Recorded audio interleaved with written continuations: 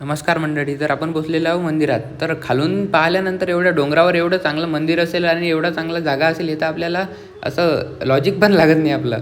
तर बघा, माकडापासून आपली उत्पत्ती झाली ह्याचं लाईव्ह एक्झाम्पल तुम्हाला दिसत आहे. इथं आल्यानंतर पहिले सर्व चढायला लागले झाडाईवर. म्हणजे आपले एकदम प्रॉपर्टीज आहेतच त्यांचे. आणि मग आपण व्हॉलीबॉल तो आणलाच होता, तर मग आम्ही व्हॉलीबॉल खेळू राहिलो झाडावर. झाडावर तर ते फांद्यानंच लागत होतं. मग आम्ही खाली गेलो आणि खेळायला लागलो.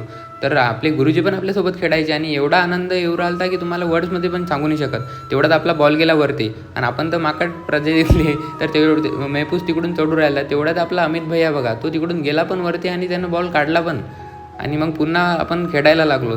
तर हा जो एक्सपिरियन्स आहे, हे जे गेम्स आहेत हे नाहीसे होऊ राहिले टेक्नॉलॉजीमुळे. तर तेवढ्यात गुरुजींना हा नवीन गेम सांगितला. हा तर आपण लहानपणी खेळलेला आहे राव. याला आपल्या विदर्भ लँग्वेजमध्ये म्हणतात कुत्र्याची भाकर. ज्यांना नाही खेळला तो कमेंट करा आता. तर ते सर्व झाल्यानंतर आपण एका ठिकाणी मस्त बसलो आणि इथं आजूबाजूला एवढं